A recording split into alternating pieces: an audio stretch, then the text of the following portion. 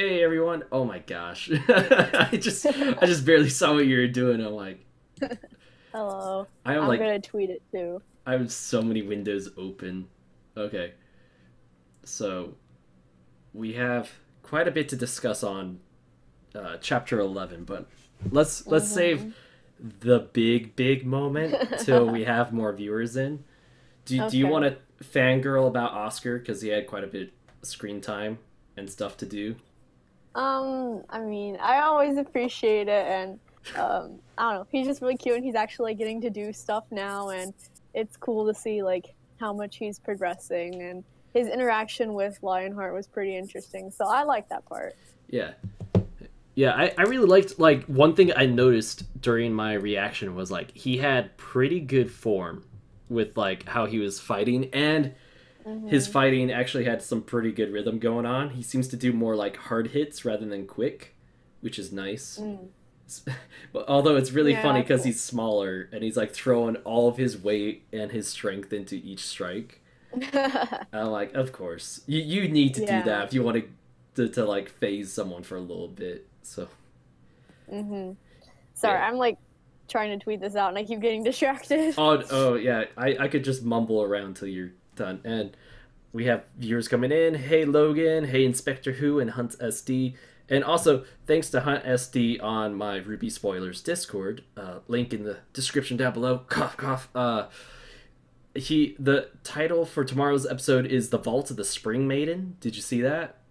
Yes, I We're saw gonna have that. some Spring Maiden crap going on tomorrow. Don't know if I should be scared or excited for that. I'm just like, yeah. And then now it's just like, oh no. Dude, Uh, I'm pretty hyped, honestly.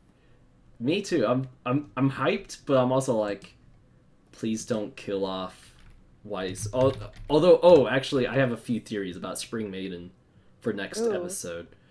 Um, okay. so hold on, I am just adding some tags in the stream because apparently you could do that. So Oh, that's cool. yeah, so Okay, I'm I just finally sent out my tweet. sweet. Okay, so what I was gonna say, we have quite a few people. Oh, Oscar's fighting was so good. He literally has a lightsaber. Yeah, it's pretty funny because I went from editing the chapter 11 reaction where I'm like, yeah, his cane is a bit like a lightsaber, like the hilt, and then like the cane part is the Yeah. blade. But then I went to watching Yu Yu Hakusho, and it was the episode where one of the characters he has like a spirit sword, and the sound effect for him to like activate his spirit sword is a lightsaber turning on. Like the Yeah, it was like, and then it's just like electric crackling sound after that. But I'm like, Yeah. what the heck? That is the exact sound. I thought if anything, Lucas Arts had copyrighted the lightsaber sound. So Interesting. yeah, on Twitter. Oh, did you tag me? Oh, okay. No, You I liked forgot and to. retweeted. Okay. No. It's Yeah. fine. I I just have my cell phone nearby because I have the studio manager contacting me quite a bit today. Because Ooh, about spicy. like tomorrow, I'm like, yay! I have more work tomorrow. I'm gonna be working tomorrow and Sunday, so uh, yeah, it was kind of funny to see how his cane is like a lightsaber and like Lionheart recognized who he was because of the cane, and I don't know. I just love how like weapons are like people's ID almost. So it's like, oh, that's Yeah. Ozpin's weapon. Like it's not like some generic cane. It is Ozpin's cane. If anyone sees I it. mean, the thing looks pretty freaking unique by itself. Yeah, and like if anyone saw Weiss's sword, I'm sure people would be like, oh, that's a Schnee design or something like that. Because Mm. her sword and like Winter's are kind of similar in design. They're different types of swords, but if you compared the two, you're like, yeah, those are of similar design. I wouldn't be surprised if it was like two people related or even the same person that made both. Oh, yeah, that makes sense. Yeah. Okay, wait, hold on. Logan said he was playing Destiny 2 DLC and he heard multiple sounds that were 100% lightsaber noises. What is this? What? Curse of Osiris, come on. I mean, that's pretty cool, though. Uh, and Leo is a support class. Oh, is that because Leo doesn't fight too much? Probably, and like he wasn't going like all out. Like he looked pretty chill. So Well, and he let Oscar bash him around. well, Well, he didn't let him, but he. I don't know. Like to me, support class is more of like healing and stuff. I think he's just more far range. Because if you saw how he was working his dual disc, he was like, I placed my Earth Element card down in defense mode, and then I played my fire. No, you just activated my trap card. Yeah, he mixed his elements, which was really cool to me. He mixed elements and just blasted off at Oscar. I was like, that's really cool. Like, I think that was one of our first time seeing like an Earth element used like that, because like we never seen like an Earth element dust used as a projectile. Yeah, we've only seen Blake use it pretty much. Or that's one of the main things I remember. Yeah, like that's the only time I could really remember anyone using the dust Earth dust element, and it was Blake to use her mirage, or illusion clones. Yeah, her Earth clone, her shadow clone jutsu. Okay, he said Leo's support like a bard rather than a cleric. All buffs. Oh, okay, yeah. I'll agree with that. And then Leo's weapon isn't an upright fighter. I think it's funny, like, Leo's weapon, to me, reminds me of Yu-Gi-Oh!, but then also, like, Assassin's Creed in some weird way. Because when you first see him at the angle when Oscar is walking up the stairs, it looks like the hidden blade poking out with, like, a mix of a shield on top. So, like, hey, Assassin's Creed. But also, I think with the new Assassin's Creed, you have, like, a little mini shield on your arm as well. So I think it, like, matches the newest one mixed with, like, I don't know, Assassin's Creed 2.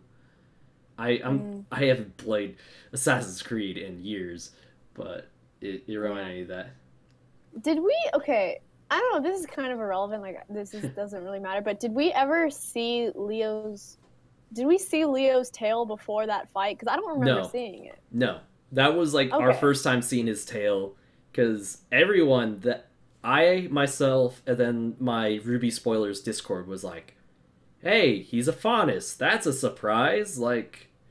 Yeah, it was weird because, it's like, for some reason, like, I didn't have evidence, but I had always just assumed he was a Faunus. I mean, yeah, there was a bit of curiosity because his beard and his hairstyle looks like a mane.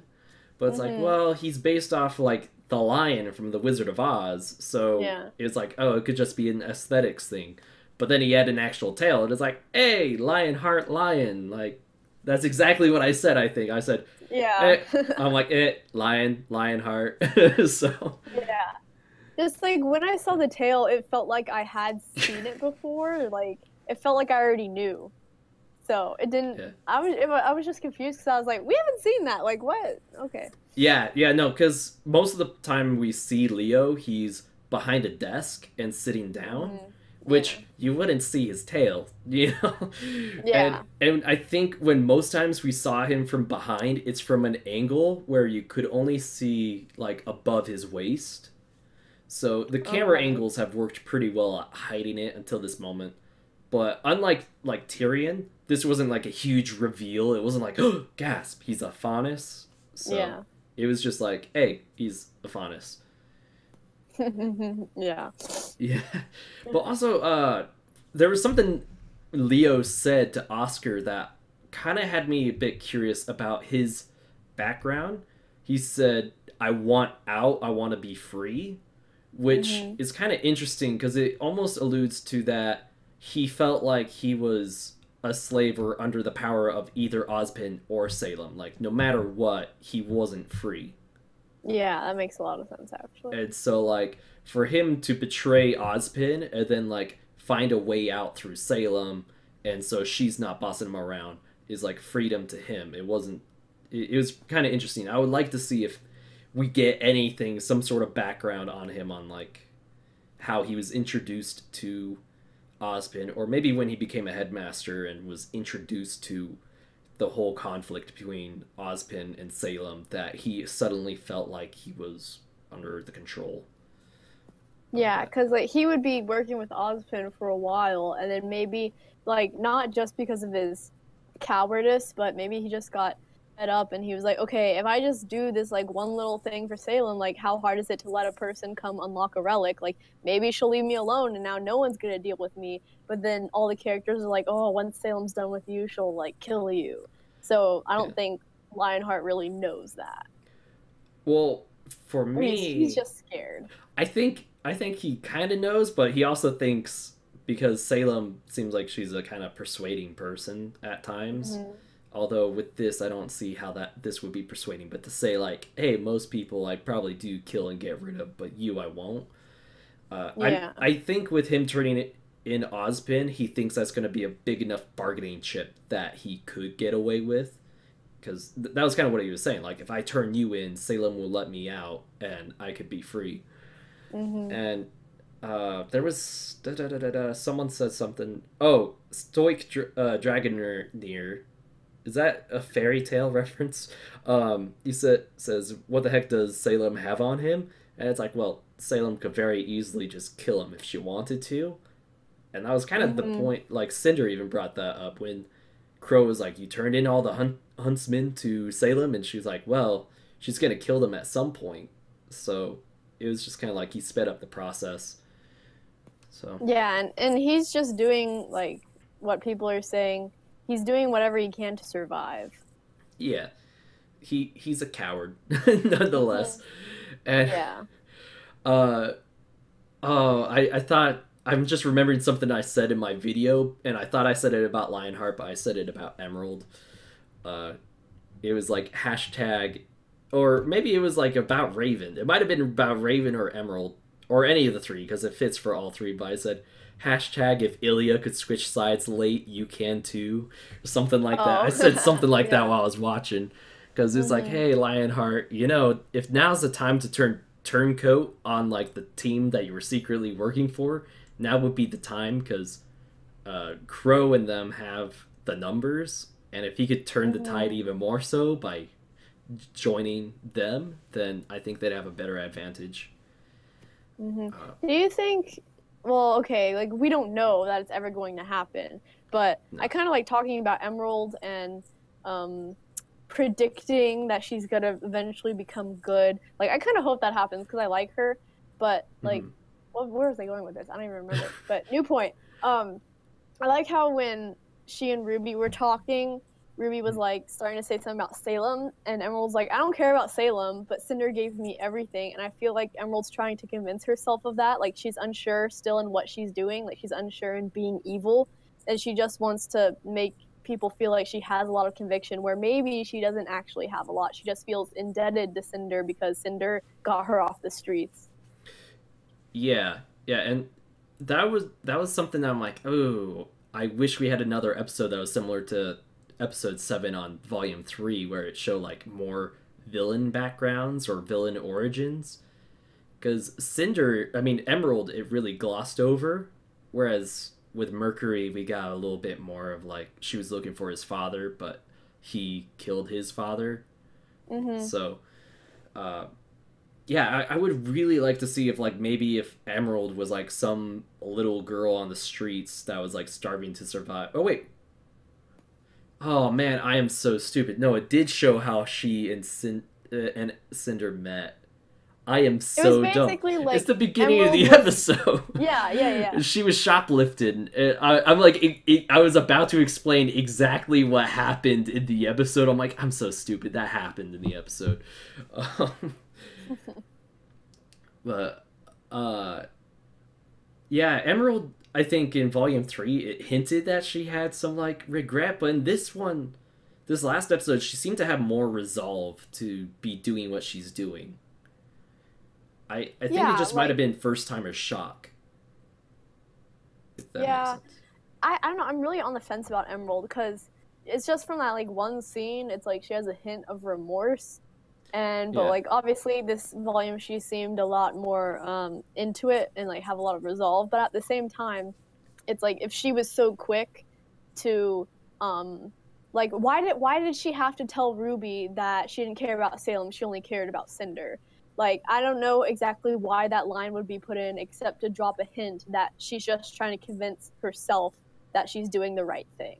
So it's Yeah. just kind of like a question about the writing. Also, Arnold's here. Hi, Arnold. Yeah, I was waiting for you to stop talking to say, "Hey, Arnold," and then also I saw Brandon Dodge's and Stoic's comments came up, and it was like, oh, well, the stream might not be there yet, but I did eventually remember. Oh yeah, Emerald wasn't glossed over in Volume 3, but yeah, it was kind of funny because Emerald did say like, oh, I know this isn't the right thing, like I'm just doing this because I owe Cinder, and it was like, oof.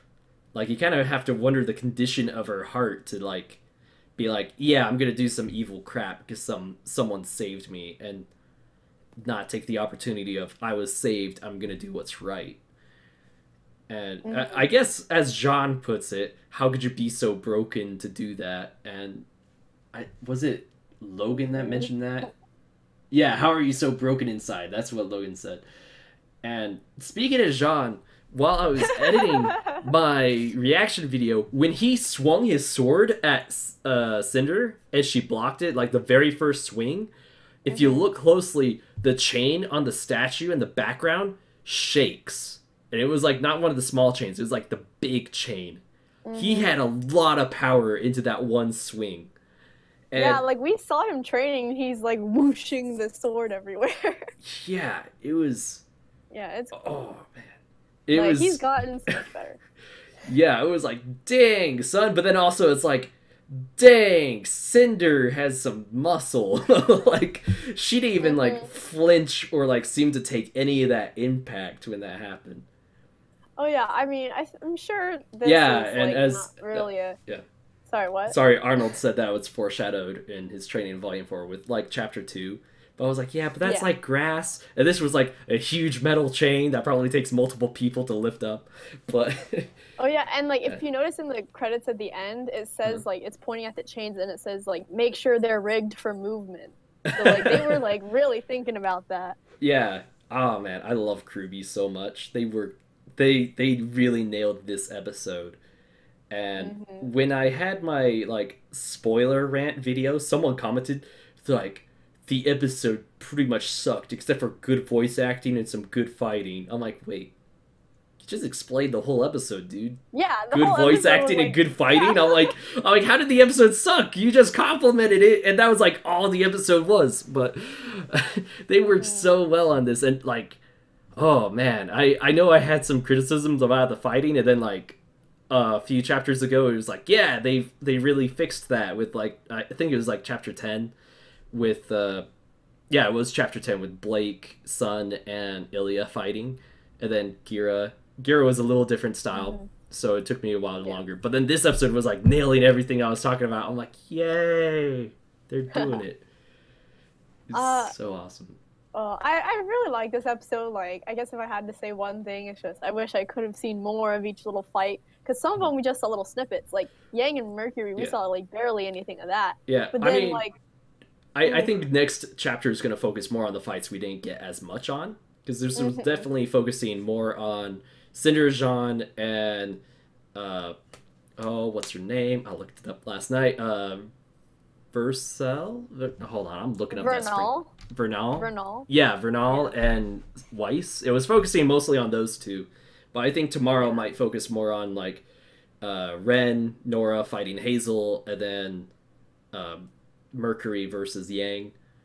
RWBY's knocked out cold, isn't she? Yeah, it's Vernal. Thank you, chat. It is Vernal. I don't have to Google it.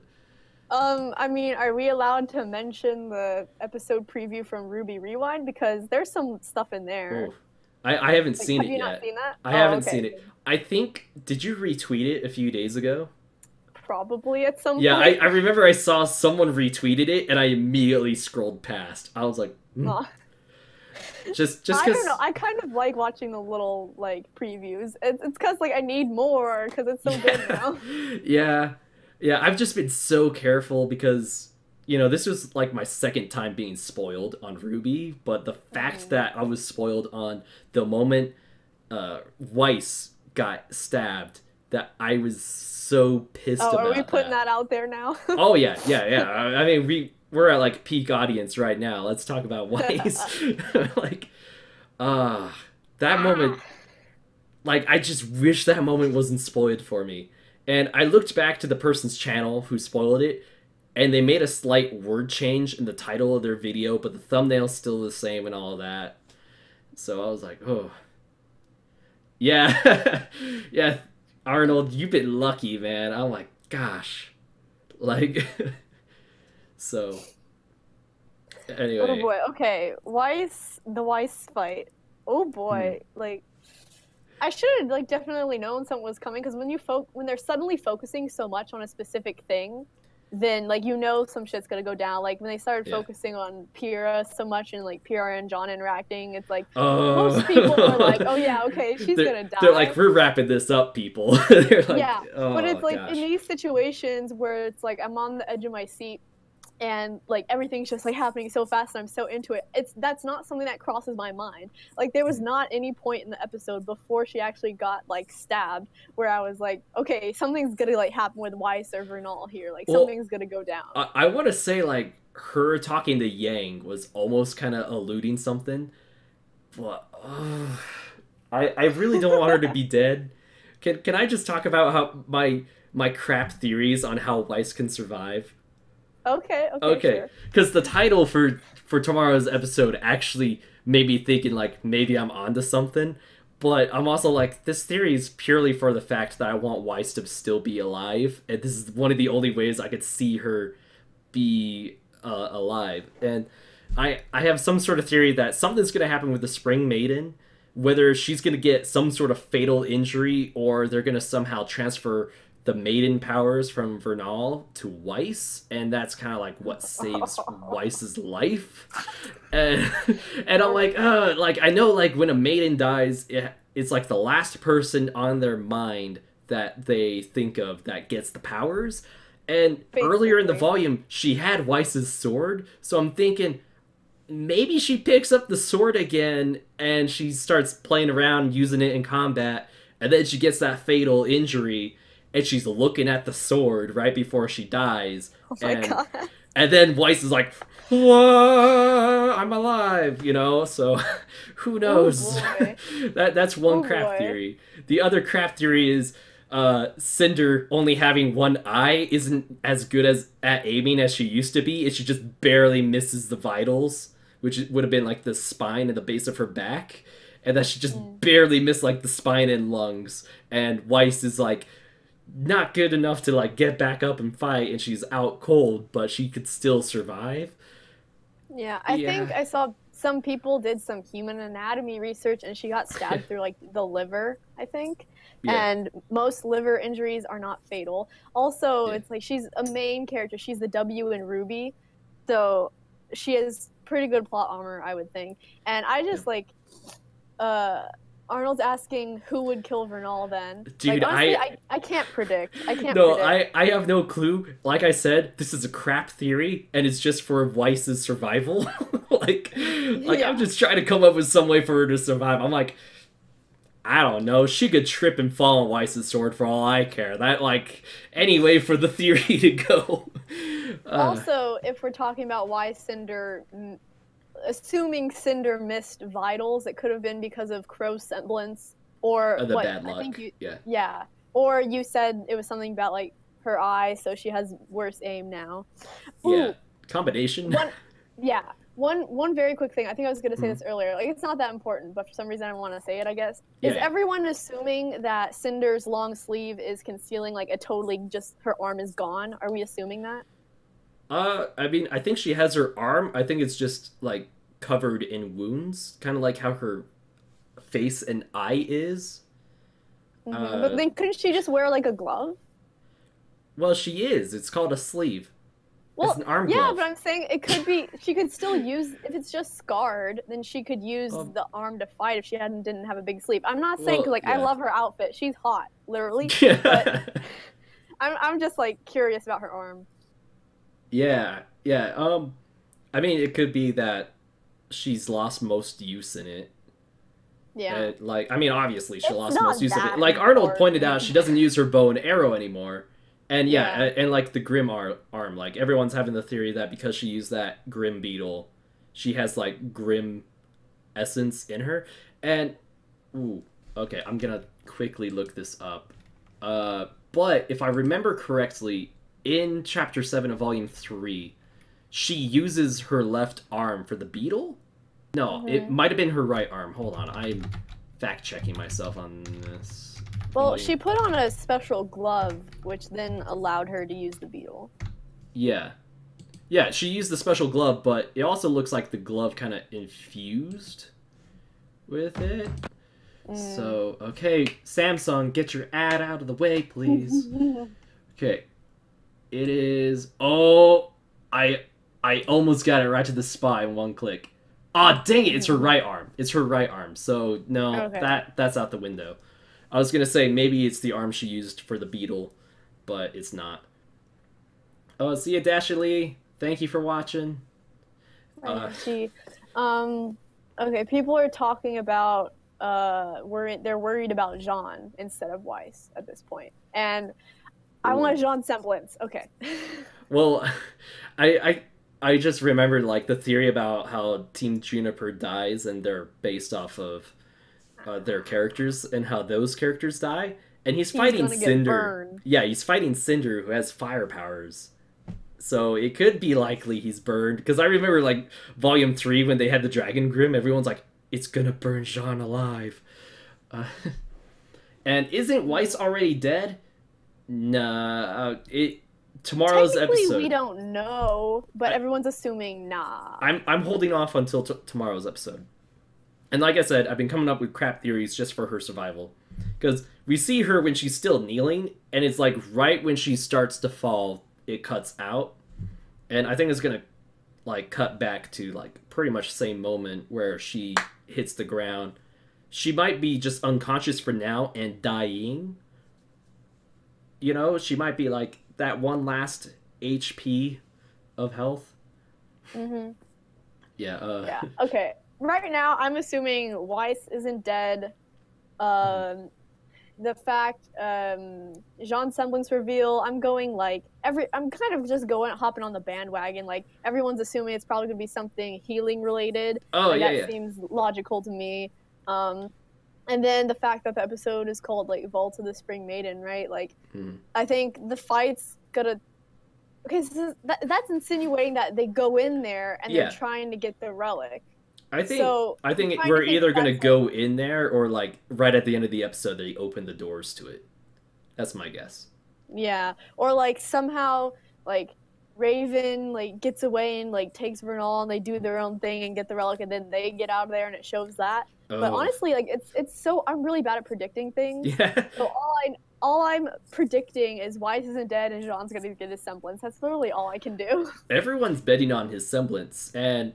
There was like a moment where I thought they were hinting through the soundtrack of his semblance. It was like right when he was yelling at Cinder and said like, how could you be so broken inside? There was like a kind of like a sharp noise. It was like, ying. And I was like, oh, that sounds like a semblance sound. But then it happened a few more times and I was like, oh no, that's soundtrack. But maybe it is hinting. They put that in a lot with like the mysterious fights and like all that kind of stuff. Yeah, but at first I thought it was like Semblance Awakening, or like not Awakening because we've been told we've seen it in action again, which is why I'm leaning against not being a healing power. Well, actually, no, never mind. No, we have seen healing in Volume 1 with his cheek, but Pyrrha also made that allude to like that could just be his aura, not so much his semblance, but and it's like open-ended enough. A couple episodes ago, Ren even said, like, you use aura to, like, heal your wounds. So I think just, like, having aura can heal you. So if he had healing as a semblance, it would be some type of, like, more instant thing. Or, like, I don't know what else his semblance could be, but it's just, like, I can't predict. Brandon Dodge put up a good comment. He said, I'm guessing when he says she, he means Snow White was brought back to life by a prince, and Jean is very much like looks like a prince. She's Snow White. They think he's related to the King of Vale. Yeah, exactly. Like everyone thinks he might be a descendant of the King of Vale because in that World of Remnant video, it looked like his sword was similar to Jean's sword, and it's like, man, and like it was really hinting, Cinder was that he still has some sort of romantic feeling toward Weiss, or because volumes 1 through 2 is all about Jean trying to get with Weiss, and to people's annoyance. But like, now that he's like matured as a character, I don't know. It'd still be way too soon for me to be like, Pyrrha is your girlfriend. She might be 6 feet under, but she is your girlfriend, and stay loyal, boy. But okay, she's not even 6 feet under though. She's no, I know it's a phrase. I don't mean literally. I know what happened to her. I've seen the people walking around with jars of dust saying Pyrrha's ashes.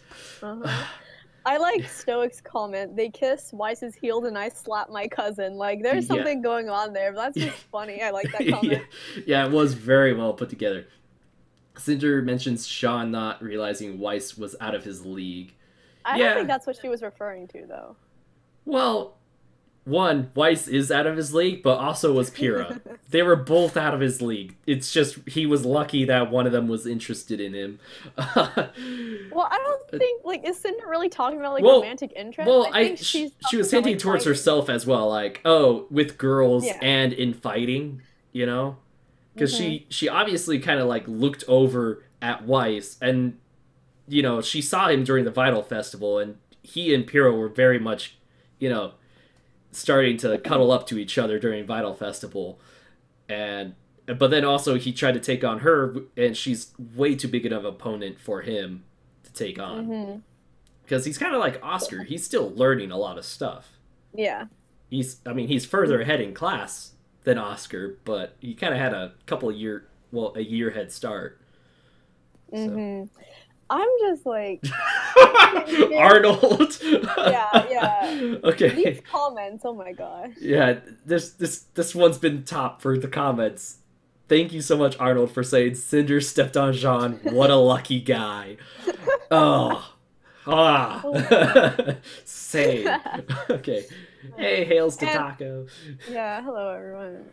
Okay, real quick, I'm just gonna like get this out here. Like, I feel like last episode I like fangirled a lot and I was like screaming. I was screaming at my computer, and I'm just worried there's gonna be so much screaming from me in like the next 3 episodes that we're getting. Like, I am so excited for like the fangirl and like the heartbreaking moments. Like, I have a feeling like the end of this volume is gonna be so good, and I just like can't control myself.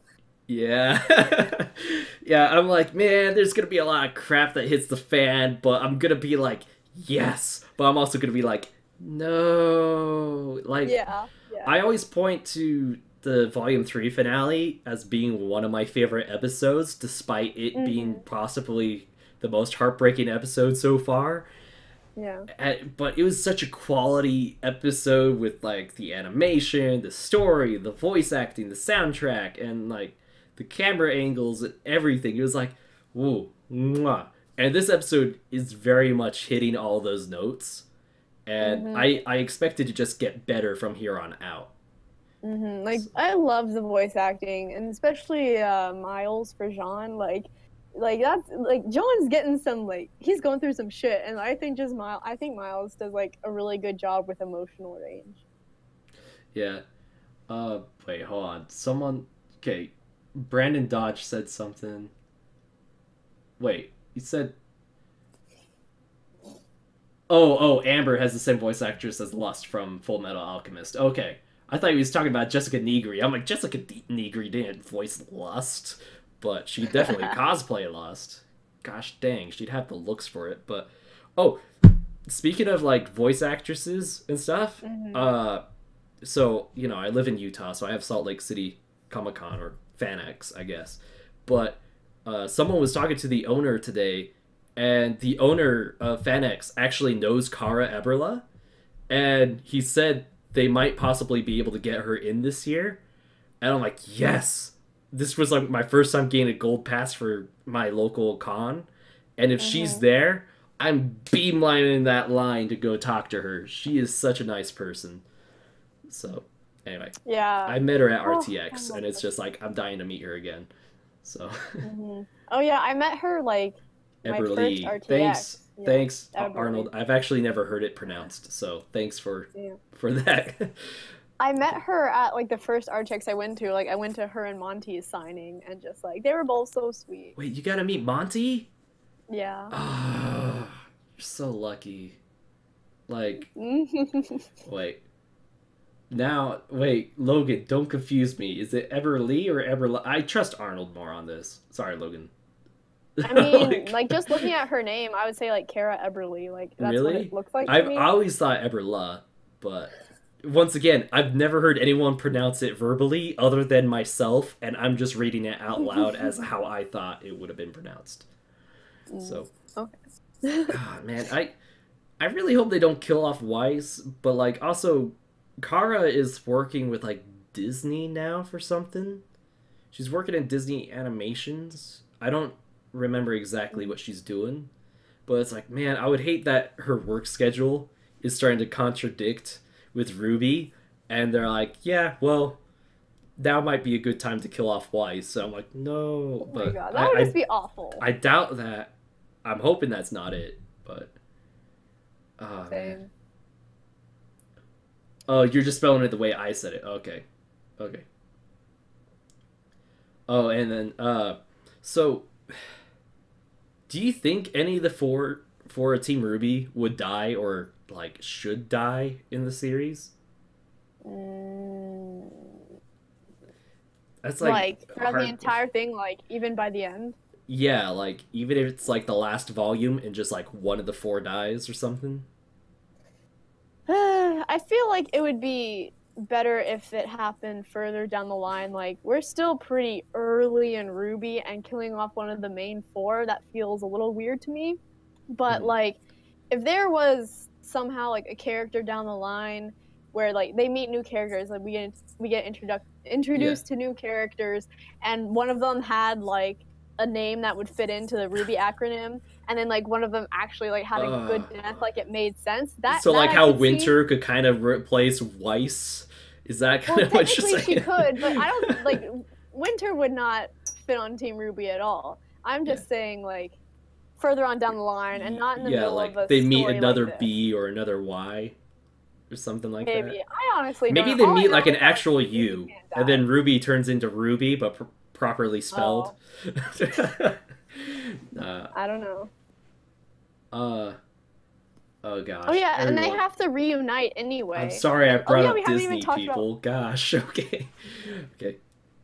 Yeah, like, are we assuming White Fang and like Blake and Ilya are gonna show up next episode? Like, I think they're gonna be chapter 14, still.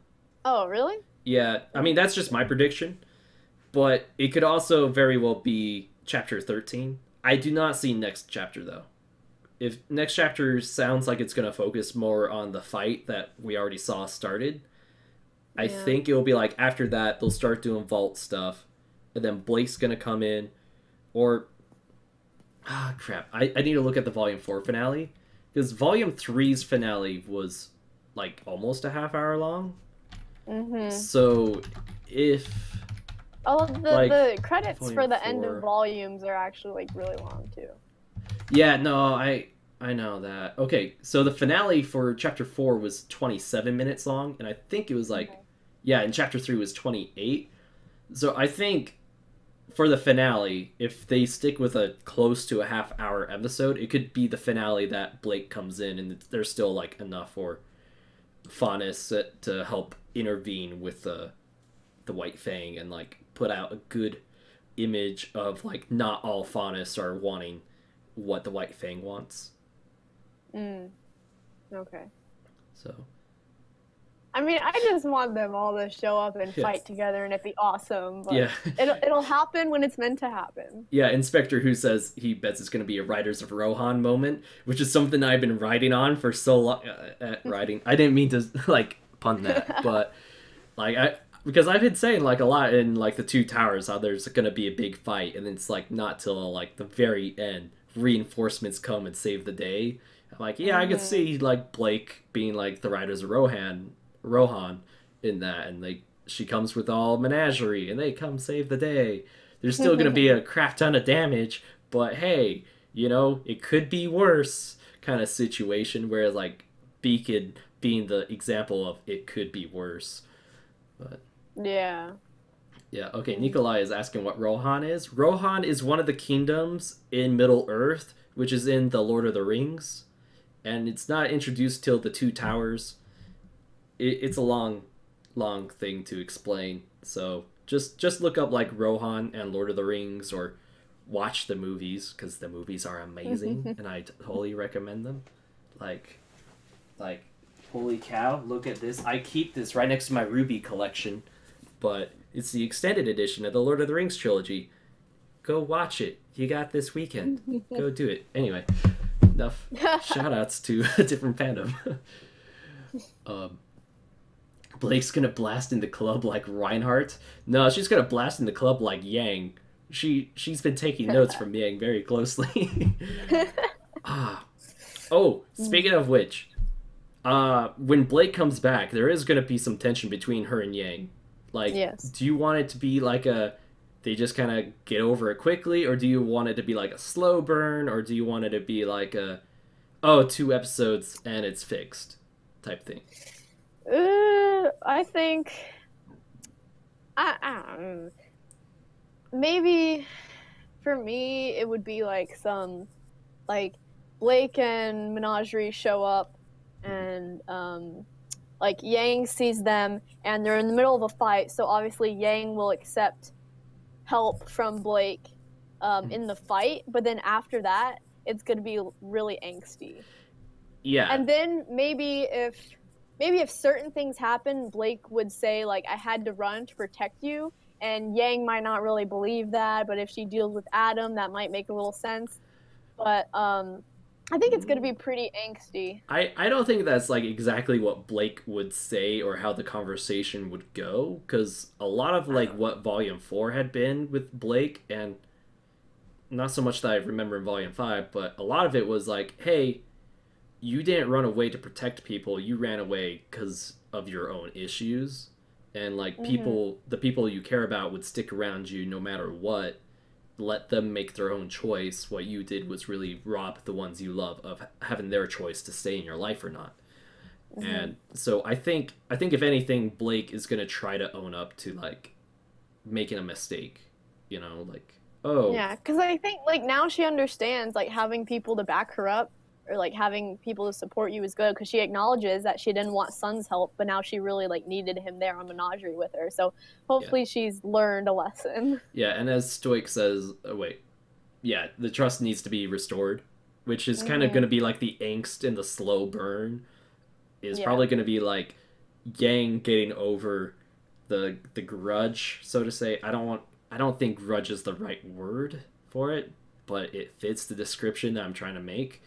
And then like Blake trying to like properly apologize or like admit fault. But I also want to say, if she comes with like almost a whole little country to come save the day, I think that's going to give her a lot of leeway to being forgiven, because that is technically what she was doing the entire time while she was gone, was technically rounding up the troops. It was mostly to come back and see her family and renew bonds there and do some healing. But it was also to round up the troops to come help. So I could very well see like Blake not only becoming the new leader of the White Fang or the new movement in the White Fang, but also kind of be one of the front runners for the kingdoms uniting together against Salem and the White Fang. But that's going to take like a longer time to work out, because kingdoms are complicated and people are stupid. So Do you think there's going to be another like rematch with Adam, or do you think anyone's going to fight Adam? Ooh, I'm hoping on it. Yeah. I am hoping on it. When I saw Adam in the last chapter, I'm like, ooh, I want to see him get punched in the face so bad. Like, yeah. Like, do you think like how would he be defeated? Like, who could defeat him and how? I think we need a Gaston. No, I don't know. I think, I don't know. I think Blake should be the one to take him down. I think Yang is going to have a lot to do with it, but I think Blake, I think for proper like closing of like her story with Adam, and like her moving on from like the abuse of their relationship and stuff like that, I think Blake needs to be the one. Or like, do you think he's actually like someone's gonna kill him, or is his arc gonna go on a bit longer? I don't think he's. We're definitely not going to see the end of him in this volume. I think he's going to last till next volume. So Yeah, I hope so. Like, I want to see more of him. I need a face reveal. He wears that damn mask all the time. He's like the Kylo Ren of RWBY. Yeah. He's like all angsty. He killed his other leader. Oh, sorry, Star Wars spoiler. But like he, he wears a emo mask. He has a red sword. He cut someone's arm off. Wait, Kylo Ren didn't cut off anyone's arm that I think of, but I don't know. Yeah. But also, I think Ilya might be a killable character. Like, I see that. Like, I could easily see her trying to redeem herself by fighting back at Adam, and her sacrificing herself to save Blake from Adam in a very similar fashion as Yang trying to save Blake from Adam and losing her arm. So, yeah. I don't know. I like Ilya, Blake, and Yang versus Adam. That would be so cool. Yeah, that's kind of the other problem I'm thinking of. Like, right now, I'm like, okay, I really want to see Blake 1v1 Adam, but I also want to see Yang 1v1 Adam, and I also kind of want to see Ilya 1v1 Adam, or at least co-fight with Blake. Like, it's weird. I want to see one of the two co-fight with Blake against Adam, but at the same time, I want Blake to just take it on by herself. Mm-hmm. So, I don't know.